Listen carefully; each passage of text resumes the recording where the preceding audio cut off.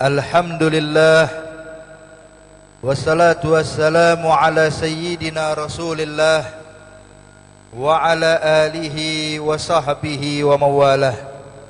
Allahumma salli wa sallim wa barik wa karrim ala sayyidina Muhammad miftahi babi rahmatillah adada ma fi ilmillah salatan wa salaman daimaini bidawami mulkillah wa ala alihi wa sahbihi wa mawalah, ma ba'd. Yang sama-sama kita hormati para alim ulama, para habaib, para kiai, para asatidz, tokoh masyarakat, dan juga bapak-bapak dari aparatur pemerintah yang ikut hadir bersama kita, yang mohon maaf namanya tidak bisa saya sebutkan satu persatu, namun insya Allah tidak mengurangi rasa hormat dan ta'zim saya kepada beliau semuanya. Hadirin hadirat yang dimuliakan Allah, sungguh beruntung kita pada malam hari ini. Allah kumpulkan kita dalam perkumpulan yang insya Allah mendatangkan rahmat juga ampunan Allah. Yang kita yakin Bapak Ibu sekalian, bahwa perkumpulan seperti inilah yang akan mendatangkan ridha Allah. Perkumpulan seperti inilah yang akan mendatangkan rahmat Allah. Perkumpulan seperti inilah yang akan mendatangkan ampunan Allah. Sebab kita menyadari bahwa kita ini hanyalah manusia biasa yang tidak luput daripada kesalahan dan dosa, manusia yang tidak pernah luput daripada kelalaian. Maka alhamdulillah tsumma alhamdulillah, pada malam hari ini Allah memberi kesempatan untuk kita. Coba kalau kita lihat di luar sana, sebenarnya saya tadi berangkat dari Joglo kemari, Bapak Ibu sekalian, sepanjang jalan subhanallah melihat anak muda campur aduk laki dengan perempuan, membuka auratnya, menghabiskan waktu untuk hal-hal yang mungkin diharamkan Allah. Tapi lihat berkat majelis seperti ini, anak-anak muda di lingkungan ini hadirin, yang mana mereka adalah yang memprakarsai biar terbentuknya ini majelis maulid. Apalagi kita dengar ini majelis maulid yang pertama kali. Nah, ini luar biasa, ini patut kita dukung. Coba Bapak Ibu sekalian, kita lebih senang kita punya anak muda, anak-anak kita yang masih muda hadir ke tempat maulid seperti ini, apa jalan-jalan malam mingguan? Tentunya lebih senang hadir ke tempat seperti ini. Kita aman, yang lakinya aman, yang perempuannya juga aman, saudara sekalian, dijaga oleh Allah. Tapi yang di luar sana entah bagaimana, mereka juga dari kebagian keluarga kita, mereka mungkin tetangga kita, mungkin mereka masih ada hubungan famili dengan kita. Tapi siapa yang bisa menjaga mereka? Siapa yang bisa menjamin mereka? Makanya adanya perkumpulan seperti ini, Bapak Ibu sekalian, ini patut kita dukung demi kelangsungan untuk generasi yang akan datang, dalam generasi yang penuh iman dan takwa. Sebab nggak mungkin generasi yang akan datang menjadi iman, orang-orang yang beriman dan bertakwa pada Allah, kalau tidak dibentuk dengan majelis-majelis seperti ini. Maka kita sebagai orang tua patut bangga untuk diadakan majelis seperti ini, saudara sekalian, dan kita harus support, khususnya bagi para pemuda juga para pemudi di lingkungan ini. Sebab jujur Bapak Ibu sekalian, kalau kita perhatikan sejarah Nabi Muhammad SAW, Islam bisa berkembang luar biasa itu berkat dukungan para pemuda juga pemudi. Jadi jangan kita pikir Islam berkembang karena hanya pikiran Nabi Muhammad, juga para sahabat yang tua, tapi sahabat yang muda-muda pun ikut peran serta, saudara sekalian. Bahkan yang mereka lakukan adalah hal yang sangat penting dalam tersebarnya Islam, hal yang sangat inti, saudara sekalian. Boleh kita buka sejarah hijrahnya Nabi Muhammad SAW. Nabi ketika hijrah ditemani oleh Sayyidina Abu Bakar Siddiq radhiyallahu ta'ala anhu wa ardhah. Tapi apa yang disampaikan oleh Rasulullah kepada para pemuda-pemuda yang ikut membantu perjalanan hijrahnya? Yang pertama, Sayyidina Ali bin Abi Thalib karamallahu wajhah. Waktu Nabi hijrah, Bapak, dia masih muda, belum sampai 20 tahun umurnya. Tapi lihat peranan yang diemban oleh Sayyidina Ali dalam perjalanan hijrah Rasulullah. Nabi mengatakan kepada Sayyidina Ali, "Ya Ali, saya saat ini diizinkan hijrah oleh Allah bersama sahabatku Abu Bakar Siddiq. Maka engkau ya Ali aku tugaskan, kata Rasulullah, nanti malam tidur di atas kasurku, berselimutkanlah engkau dengan selimut aku. Kenapa? Sebab di luar sana ada 10 pemuda yang siap membunuhku tengah malam nanti. Saya ingin keluar sebelum tengah malam, kau tidur di sini. Sehingga mereka kalau mengintip saya masih ada di sini, padahal itu engkau ya Ali. Lihat tugasnya Ali bin Abi Thalib, saudara sekalian. Dia siap korbankan nyawa untuk Rasulullah. Siapa Ali? Masih muda. Bahkan dijelaskan dalam sejarah, orang yang pertama kali siap mengorbankan nyawanya untuk Nabi Muhammad adalah Sayyidina Ali bin Abi Thalib karramallahu wajhah. Seorang pemuda. Maka keluar Rasulullah, 10 pemuda yang sedang mengintai untuk membunuh Nabi Muhammad, menanti kapan waktu Rasulullah terlelap tidur. Mereka bakal masuk ke dalam rumah Nabi dan menghujamkan pedang mereka bersamaan. Maka Nabi pun berdiri di pintu rumah sambil mengatakan, membaca ayat suci Al-Quran daripada surah Yasin, wa ja'alna min baini aydihim saddan wa min khalfihim saddan fa aghshaynahum fahum la yubsirun. Ketika dibaca ini ayat oleh Rasulullah, subhanallah, 10 pemuda yang siap membunuh Rasulullah dari kalangan kufar Quraisy, pedang yang terhunus, siap menanti kapan waktu Nabi lelap tidur, mereka akan masuk dan membunuh Rasulullah. Ketika Nabi baca ini ayat, Bapak, semuanya langsung terlelap tidur. Bahkan disebutkan dalam sejarah, saking beratnya tidur mereka, sampai dagu mereka menyentuh dada mereka. Udah lelap banget tidurnya ya. Nabi keluar. Waktu Nabi keluar dari rumahnya, Nabi nggak langsung kabur. Jangan kita pikir Rasulullah hijrah sembunyi-sembunyi karena Nabi takut, saudara sekalian. Tidak sama sekali. Ada orang mengatakan, bertanya, ya Habib, kenapa sih Rasulullah hijrahnya sembunyi-sembunyi? Padahal Sayyidina Umar ibn al-Khattab waktu hijrah beraninya bukan main, saudara sekalian. Umar bin Khattab waktu hijrah terang-terangan, satu-satunya sahabat yang hijrah terang-terangan Sayyidina Umar ibn al-Khattab. Disiapkan perbekalannya, disiapkan hartanya, disiapkan senjatanya. Naik atas kuda, bawa ontaknya, bawa bekal dia perjalanan hijrah, Bapak. Sebelum hijrah apa yang dilakukan? Dia tawaf di Ka'bah di depan Abu Jahal, di depan pembesar-pembesar Quraisy. Siang hari Sayyidina Umar hijrah, dia tawaf dengan bawa ontaknya, mengelilingi Ka'bah 7 putaran. Setelah muter 7 putaran, nggak langsung jalan, Pak, disamperin tuh komplotannya Abu Jahal. Abu Jahal yang lagi nongkrong di situ, dinamakan Darun Nadwa, yaitu tempatnya di depan Ka'bah, saudara sekalian. Disamperin oleh Sayyidina Umar sendiri. Sayyidina Umar berdiri di hadapan mereka.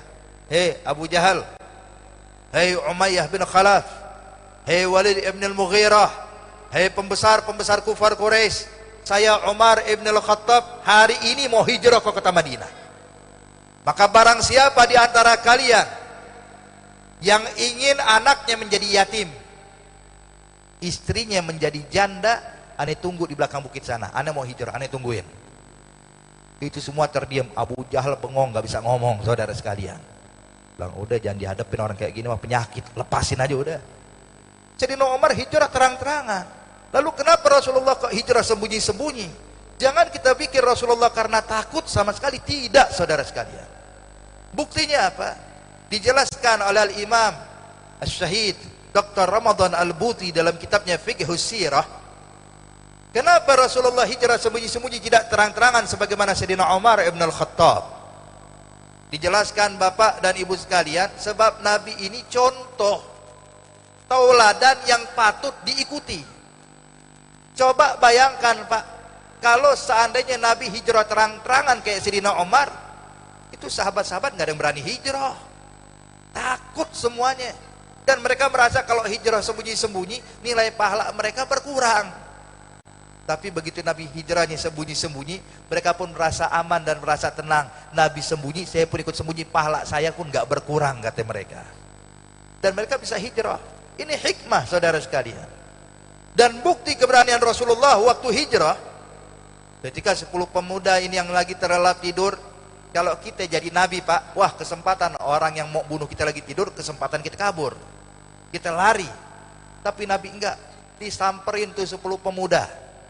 Nabi berdiri di hadapan 10 pemuda yang lagi asik tidur, pedang di tangan mereka, saudara sekalian. Nabi ambil pasir, setiap kepala orang-orang tadi, orang Quraisy tadi diletakkan pasir sama Nabi sambil mengatakan syahatil wujuh, syahatil wujuh, syahatil wujuh. 10 pemuda tersebut diletakkan pasir oleh Rasulullah. Artinya mungkin bisa terbangun, tapi Nabi nggak takut sama sekali. Itu subhanallah Bapak Ibu sekalian, ketika dilihat dalam sejarah Rasulullah, ternyata 10 pemuda kafir Quraisy yang punya niat membunuh Nabi, ketika diletakkan pasir di atas kepalanya oleh Rasulullah, semuanya mati terbunuh waktu perang Badar tahun 2 Hijriah, saudara sekalian. Tapi lihat yang dilakukan Ali bin Abi Thalib. Nabi keluar, Abu Jahal nanti di rumahnya nungguin. Kok nggak ada kabarnya Nabi Muhammad terbunuh? Sebab Abu Jahal udah mempercayakan 10 orang ini untuk membunuh Nabi. Biasanya kalau orang habis ngebunuh Nabi bakal heboh kota Mekah. Tapi kok adem ayem aja. Abu Jahal nunggu sampai tengah malam. Kok nggak ada kabar berita? Abu Jahal gelisah. Keluar saudara sekalian dari rumahnya. Benar aja, Abu Jahal melihat 10 pemuda lagi asik tidur semuanya. Dibangunkan oleh Abu Jahal. Malakum, kenapa kalian tertidur? Apakah kalian berhasil membunuh Nabi Muhammad? Bagaimana keadaan Muhammad? Mereka mengatakan terbangun dari tidur. Ya Abu Jahal, kami cuma ngantuk doang, nggak tidur katanya. Kata Abu Jahal, kalau cuma mengantuk lalu apa yang ada di atas kepala kalian? Dipegang pasir, saudara sekalian. Ini pasti kerjaan Muhammad. Lihat, coba intip rumahnya, ada nggak dia? Jangan-jangan dia udah kabur. Satu orang mengintip, saudara sekalian, dilihat ada satu orang tidur di atas kasurnya Nabi pakai selimutnya Rasul. Datang ke Abu Jahal laporan, Abu Jahal tenang, Muhammad masih ada di dalam. Dia bilang, tahu dari mana engkau? Tuh orang yang tidur di kasurnya. Abu Jahal pun datang menghampirinya. Ngintip, benar ada orang lagi tidur di atas kasur. Abu Jahal ngambil batu, saudara sekalian, batu kerikil, ditimpuk. Ketika kena itu kaki orang yang lagi tidur bergerak. Abu Jahal langsung nengok kepada 10 pemuda, ini bukan Nabi Muhammad, ini orang lain katanya. Mereka bilang, ya Abu Jahal tahu dari mana? Dia kan tertutup dengan selimut. Dia bilang, sebab saya tahu betul luar dalamnya Nabi Muhammad, orangnya penuh sakinah, tenang. Tapi ini waktu anda timpuk dengan batu kok bergoyang, ini pasti bukan Nabi Muhammad, ini orang lain. Maka masuk kalian semua, periksa Nabi Muhammad atau bukan. Masuk 10 pemuda, saudara sekalian, mengelilingi kasur tersebut sambil menghunuskan pedang. Pedang tinggal dihujamkan.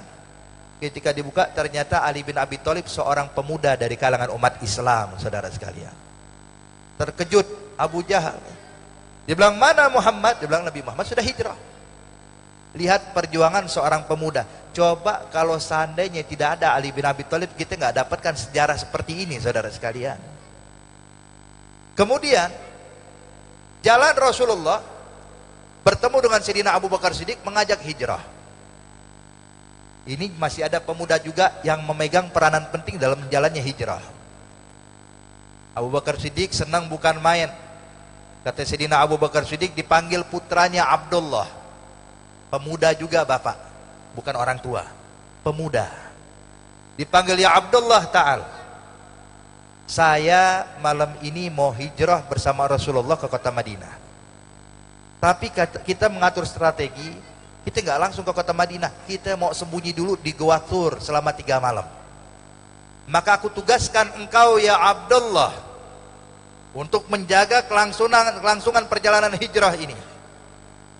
Tolong besok sebelum subuh gembalakan kambing-kambing kita di sekitar Gua Thur atau di sekitar Gunung Thur untuk menutupi jejak kami berdua, biar jejak kaki kami tertutup dengan jejak kaki kambing. Baik Abah. Dan juga ya Abdullah, ada pesan lagi untukmu. Setiap hari kau harus laporkan keadaan orang Mekah kepada kami di atas Gua Thur. Baik ya Abah. Jalan Rasulullah bersama Sayyidina Abu Bakar Siddiq naik ke Gua Thur, saudara sekalian. Keesokannya benar-benar dilaksanakan oleh Abdullah bin Abu Bakar Siddiq. Sebelum subuh digerakkan kambing-kambingnya, digembalakan di sekitar Gunung Tur, sehingga jejak kaki Nabi Muhammad tertutup dengan jejak kaki kambing, terhapus jejaknya Rasulullah. Dan setiap hari Abdullah bin Abu Bakar Siddiq naik ke atas gunung, saudara sekalian, menyampaikan kabar kepada Rasulullah tentang keadaan orang Mekah, perkembangannya bagaimana. Abdullah bin Abu Bakar Siddiq seorang pemuda, lihat perjuangannya. Dan yang lebih hebat lagi Bapak Ibu sekalian, putrinya Sayyidina Abu Bakar Siddiq yang bernama Siti Asma binti Abi Bakar Siddiq baru menikah. Orang-orang Arab kalau nikahin perempuan kan nggak nunggu 25 tahun dulu, saudara sekalian.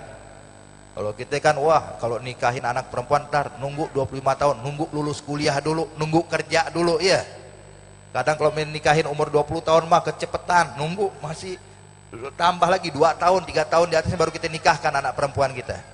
Kalau orang-orang zaman dahulu nggak seperti itu, kadang 16 tahun ya Allah dinikahin udah. 17 tahun selagi dia bisa benar-benar menjaga anak dan menjaga keturunan dan mampu menghidupi rumah tangga, maka silahkan saja. Maka saat itu Siti Asma binti Abi Bakar Siddiq juga masih berumur belasan tahun, saudara sekalian, baru menikah. Kata Sayyidina Abu Bakar Siddiq, ya Asma, engkau aku tugaskan tiap hari tolong bawakan kami makanan ke atas Gua Tur. Kami bakal nginep di Gua Tur selama 3 hari 3 malam, kami butuh makan, kata Rasulullah, kata Sayyidina Abu Bakar Siddiq. Jadi tolong siapkan makanan, bawa makanan ke atas. Mungkin Bapak Ibu sekalian kalau pernah pergi haji atau umrah, tahu gimana keadaan Gua Tur, tingginya luar biasa Pak. Lebih tinggi dari Gua Hira. Itu orang kalau naik ke Gua Tur tuh berjam-jam. Itu pakai ngaso dulu istirahat, betul. Padahal sekarang udah dibuatkan anak tangga sampai ke atas. Zaman tersebut, zaman Rasulullah hijrah, belum ada anak tangga. Masih terjal, pasir dan bebatuan, saudara sekalian. Siapa yang diperintahkan? Asma binti Abi Bakar Siddiq, seorang pemudi, seorang perempuan yang masih muda, ditugaskan untuk membawa makanan kepada Rasulullah, juga Sayyidina Abu Bakar Siddiq. Lihat perjuangannya, nggak bisa kita remehkan, saudara sekalian. Naik lenggang tangan aja capek luar biasa, gimana kalau bawa makanan. Dan tahu yang lebih hebat dari itu Bu, Siti Asma waktu diperintahkan ayahnya naik ke Gua Tur suruh bawa makanan, saat itu lagi hamil tua, 8 bulan kurang lebih hamilnya, suruh naik manjat ke Gua Tur bawa makanan. Lihat perjuangannya. Kita kalau punya istri lagi hamil tua 8 bulan atau dekat 9 bulan, saudara sekalian, belum waktunya, waktu-waktu yang riskan, kita nggak bakal suruh dia naik turun tangga, saudara sekalian. Ini naik ke Gua Tur manjat bawa makanan, 8 bulan dia hamil. Makanya anak muhajirin yang pertama dilahirkan di kota Madinah adalah anaknya Asma, Abdullah bin Zubair bin Awam. Abdullah bin Zubair adalah anak yang dikandung saat Asma membawa makanan waktu hijrahnya Nabi Muhammad. Seorang pemudi, masih muda belia, saudara sekalian. Jadi di sini Nabi ceritakan, dan Allah menjalankan cerita ini, skenario ini semuanya untuk kita semua. Perjuangan Islam bisa berjaya, saudara sekalian, juga dengan peran bantuannya daripada para pemuda juga pemudi. Dan bahkan perannya sangat penting. Makanya lihat Sayyidina Abu Bakar Siddiq saat di Gua Tur. Ketika bersembunyi di Gua Tur, datang orang-orang Quraisy yang memburu Nabi Muhammad, juga memburu Sayyidina Abu Bakar Siddiq. Sebab waktu tahu Abu Jahal Nabi Muhammad lolos dari kota Mekah, keesokan harinya Abu Jahal buat sayembara, Bapak Ibu sekalian. Apa sayembaranya? Barang siapa yang bisa mengembalikan Nabi Muhammad hidup atau mati akan mendapatkan 100 ekor onta. Dan barang siapa yang bisa mengembalikan Abu Bakar Siddiq ke kota Mekah hidup atau mati juga akan mendapatkan 100 ekor onta. Artinya kalau bisa mengembalikan 2 orang ini, dia bisa dapat 200 ekor onta, saudara sekalian. Ini nggak main-main, miliaran hadiahnya. Maka pemuda-pemuda Quraisy dan bahkan orang-orang tua dari kalangan Quraisy yang haus akan harta, yang rakus akan dunia, tidak peduli siapa yang dikejar. Nabi Muhammad pilihan Allah yang penting dapat uang, kita bisa menyelesaikan semuanya. Bunuh Rasulullah, yang penting dapat harta. Rakus akan dunia, saudara sekalian. Sampai-sampai mereka menyewa pencari jejak yang handal untuk mencari di mana letaknya Rasulullah. Subhanallah Bapak Ibu sekalian, ini pencari jejak dari kalangan orang Badui. Begitu handalnya. Padahal jejak kaki Nabi Muhammad sudah terhapus dengan jejak kaki kambingnya Abu Bakar Siddiq yang digembalakan oleh putranya Abdullah. Tapi pencari jejak ini bisa tahu kemana arahnya Rasulullah. Bahkan dia bisa kalau lihat jejak dipegang sama dia tahu ini udah lewat berapa jam yang lalu katanya. Sampai diantarkan ke mulut gua Tur. Untungnya pertolongan Allah buat Nabi Muhammad sallallahu alaihi wasallam yang dijanjikan Allah. Allah menyatakan illa tansuruhu faqad nasarahullah. Kalau kalian enggak mau nolongin Nabi Muhammad, Allah yang nolongin dia, kata Allah. Bahkan Allah Subhanahu wa taala mengirimkan junud, pasukan Allah Subhanahu wa taala, dan perhatikan pasukan Allah yang dikirimkan Allah untuk membela Nabi Muhammad. Allah enggak mengirimkan bantuan para malaikat. Allah tidak mengirimkan tentara kaum muslimin, tapi bantuan yang dikirimkan oleh Allah, pasukan yang disebutkan oleh Allah di dalam Al-Qur'an, wa ayyadahu bijunudil lam tarauha. Allah perbantukan buat Nabi Muhammad junud, dengan junud pasukan yang mana mereka tidak melihat, itu pasukan Allah. Apa bentuk pasukan Allah? Lihat di tafsir saudara sekalian. Kita bakal dapatkan siapa yang dimaksud dengan junud. Ternyata yang dimaksud dengan junudnya Allah untuk menjaga Nabi Muhammad hanya 2 ekor hewan yang kita anggap lemah. 1 ekor laba-laba langsung membuat sarang menutupi mulut goa, dan 1 ekor burung merpati yang membuat sarang dan bertelur dan mengerami telurnya tepat di mulut goa. Sehingga orang-orang Quraisy ini dengan pencari jejak yang handal mengantarkan sampai tepat di mulut goa. Maka berkata pencari jejak ini, sampai sini jejaknya Muhammad. Maka orang-orang Quraisy bertanya, "Izan aina Muhammad?" Kalau begitu sini akhir jejaknya, lalu di mana Nabi Muhammad? Dia bilang antara 2. Kalau enggak diangkat Tuhannya terbang ke langit, berarti ada di dalam gua Tur. Tepat saudara sekalian. Maka pemuda-pemuda Quraisy dan orang-orang kafir Mekah mengatakan, "Gal ha anta majnun?" Apakah kau gila? Manusia mana mungkin bisa terbang ke langit? Manusia nggak punya sayap.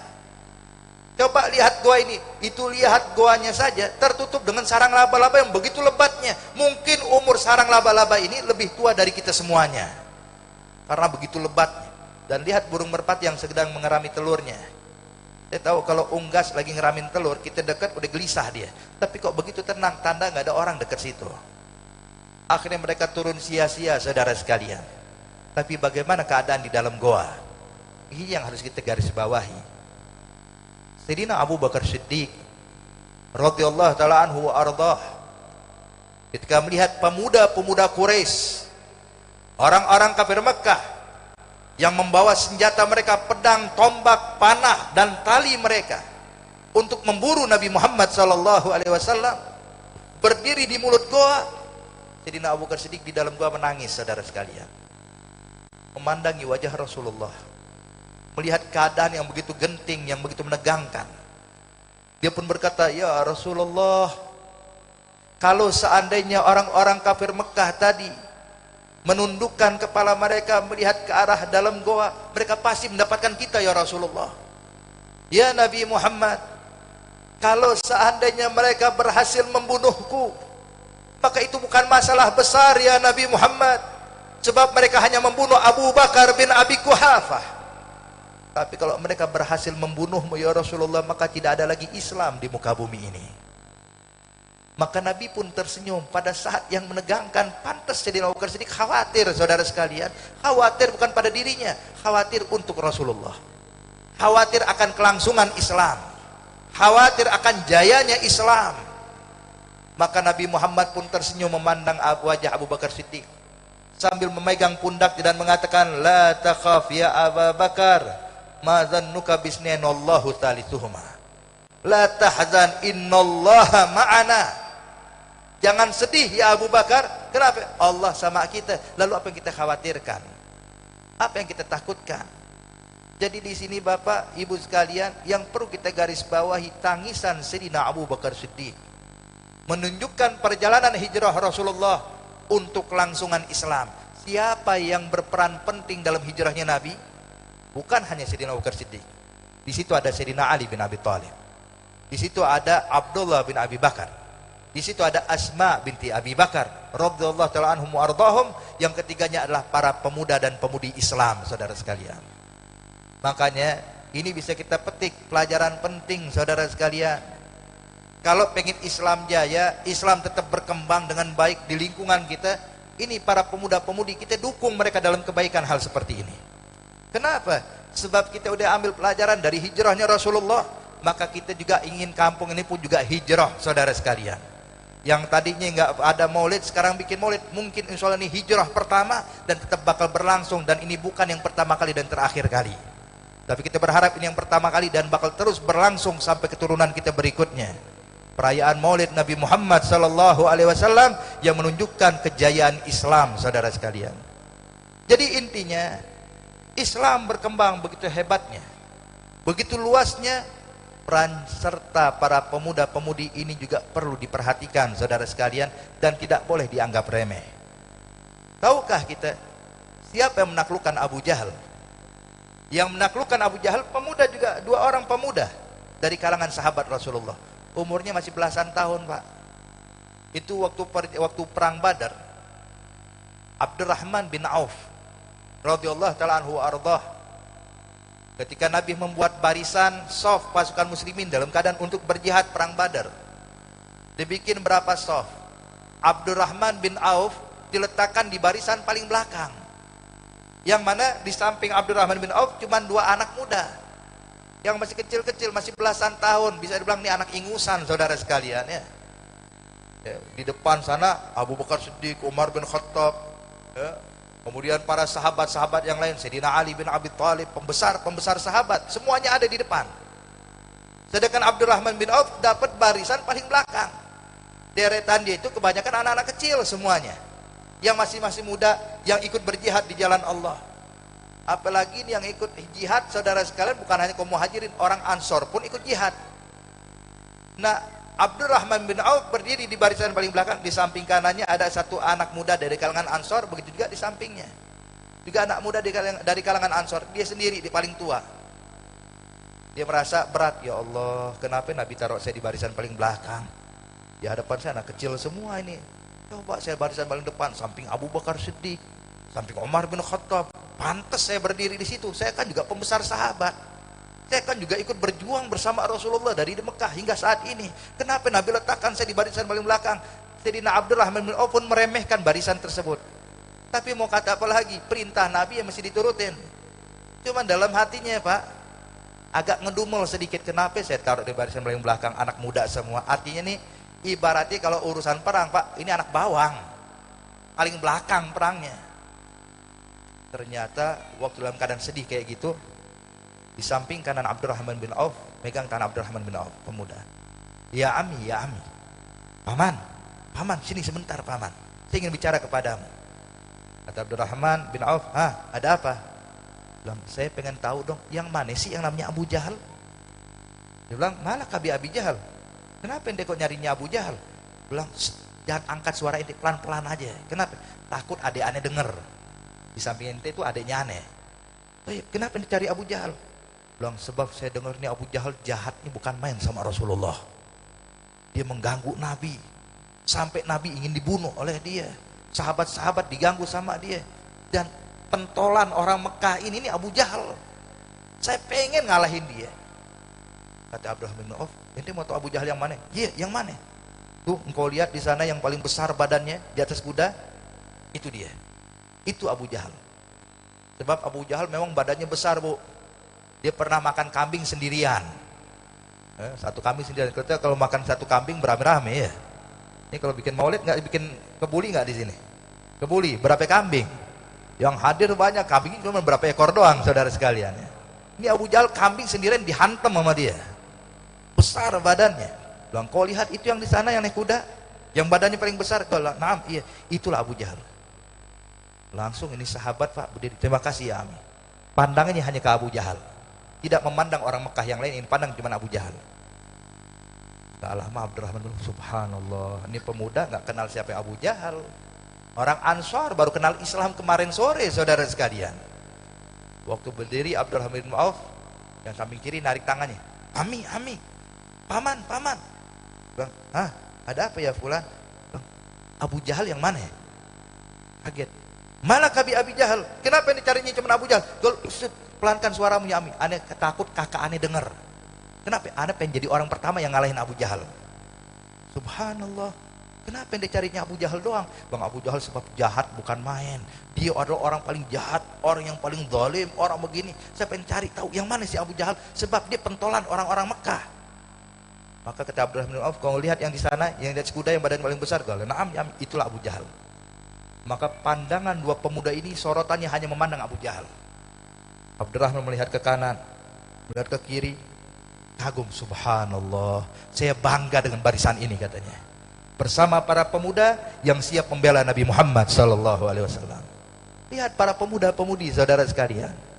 Maka ketika kumandang perang sudah dilaksanakan, pasukan muslimin maju, orang-orang kafir pun menyerang pasukan muslimin. Dua pemuda ini langsung melesat kepada Abu Jahal bagaikan dua ekor elang yang sedang menyangkap mangsanya, saudara sekalian. Dengan sigapnya yang dituju cuma Abu Jahal. Abu Jahal pun terkejut diserang dua pemuda kakak beradik dari kalangan Ansor. Kewalahan sampai terjatuh, terkapar Abu Jahal. Ketika terjatuh dia nggak mampu lagi bergerak. Itu salah satu dua pemuda ini tangannya kena tebasan pedang Abu Jahal sampai mau lepas. Putus tangannya saudara sekalian, cuman masih menempel dengan sedikit kulit di tangannya. Dia bisa bayangkan sakitnya luar biasa Pak ya. Ini dia ketika terputus tangannya cuman masih menggantung dengan kulit yang ada. Di jalan kesakitan, apa yang dia lakukan? Diinjak tangannya Pak, dilepaskan dari badannya. Kemudian apa yang dilakukan? Dibawa tuh tangannya ke Nabi. Ya Nabi, tanganku. Bilang, kenapa tanganmu? Ditebas oleh Abu Jahal. Kata Rasulullah, sini tanganmu. Ditempelkan kembali ke tempat oleh Nabi, diusap oleh Rasulullah, langsung sembuh saat itu juga. Kemudian dia bilang, ya Nabi, saya yang berhasil mengalahkan Abu Jahal. Kata adiknya, golak, saya ya Rasulullah. Jadi dua orang ini berkata di depan Nabi Muhammad, saya yang berhasil mengalahkan, saya mengalahkan. Nabi pun tersenyum, kata Rasulullah, kalian berdua yang telah mengalahkan Abu Jahal. Dua pemuda saudara sekalian. Tahu apa kata Abu Jahal? Waktu sebelum dibunuh oleh Abdullah bin Mas'ud. Itu Abdullah bin Mas'ud ketika melihat Abu Jahal disamperin Abu Jahal. Lagi keadaan udah terkapar, nggak bisa bergerak lagi. Abu Jahal bilang kepada Ibn Mas'ud, ya Ibn Mas'ud, ya ruwaya al-ghanam, hai gembala kambing yang kecil, tolong sampaikan kepada sahabatmu, kepada tuanmu Muhammad, bilang sama dia, ana aduhu fid dunya wal akhirah, saya musuhnya dia di dunia juga akhirat. Ya Ibn Mas'ud, kalau engkau ingin penggadaannya. Sampai waktu Ibn Mas'ud cerita sama Rasulullah, Nabi pun tersenyum. Kata Rasulullah, lihat Fir'aunnya umatku lebih dahsyat dibandingkan Fir'aunnya Nabi. Udah gak diterima lagi tobatnya, tapi masih mau beriman. Tapi lihat Abu Jahal, Fir'aun umat Nabi Muhammad. Sampaikan pada Muhammad, aneh musuhnya di dunia juga akhirat. Na'udzubillah min. Intinya Bapak Ibu sekalian, lihat perkembangan Islam. Pemuda dan pemudi kita ini patut didukung, patut disupport untuk kebaikan-kebaikan seperti ini. Alhamdulillah kita bisa lihat Bapak Ibu sekalian, para pemuda-pemudi kita lihat di malam seperti ini, malam minggu saudara sekalian, saat ini apa kita bisa tetap berlanjut hingga akhir hayat kita. Maka kita berharap kepada Allah Subhanahu wa taala, dalam perkumpulan kita saat ini Allah melimpahkan taufik dan hidayah bagi kita semuanya. Sehingga Allah kuatkan iman kita, Allah mantapkan keislaman kita, Allah kuatkan ketakwaan kita kepada Allah, dan kita digolongkan orang-orang yang berperan penting dalam Islam, dalam kelangsungan Islam, dalam kejayaan Islam. Kita menjadi orang-orang yang mendapatkan anugerah besar dari Allah Subhanahu wa taala, dan kampung ini dijauhkan daripada bencana dan bala. Kampung ini dijauhkan dari hal-hal yang tidak mengenakan dan tidak baik untuk diri kita dan juga keluarga kita semuanya. Kita berharap agar kita yang hadir saat ini mendapatkan rahmat dari Allah, mendapatkan ampunan dari Allah, mendapatkan inayah dari Allah. Tidak bangun dari tempat ini melainkan dosa kita semua diampuni oleh Allah. Segala hajat kita dikabulkan oleh Allah. Segala urusan kita diberi kemudahan oleh Allah. dan kita semua digolongkan orang-orang yang mendapatkan ridha dan cintanya Allah, dan dipanjangkan usia dalam keadaan sehat wal afiyah, meninggal pun dalam keadaan husnul khatimah. Allahumma ja'al jam'ana hadza jam'an marhuma wa tafarraqana min ba'dihi tafarruqan ma'tuma wa la taj'al fina wala ma'ana syaqiyan wala mahruma. Allahumma hdina bihudak waj'alna mimman yusari'u fi ridak wa la tuwallina waliyan siwak wa la taj'alna mimman khalafa amraka wa asak. Wa sallallahu ala sayidina Muhammadin nabiyil ummi wa ala alihi wasahbihi wasallam walhamdulillahi rabbil alamin. Lebih kurangnya al-fakir mohon maaf. Wabillahi taufiq wal hidayah. Wassalamualaikum warahmatullahi wabarakatuh.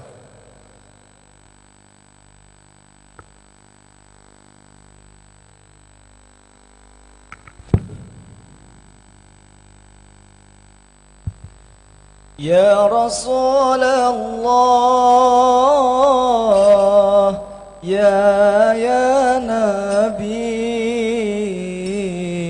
laka syafa'ah wa hajama talabi ya Nabi.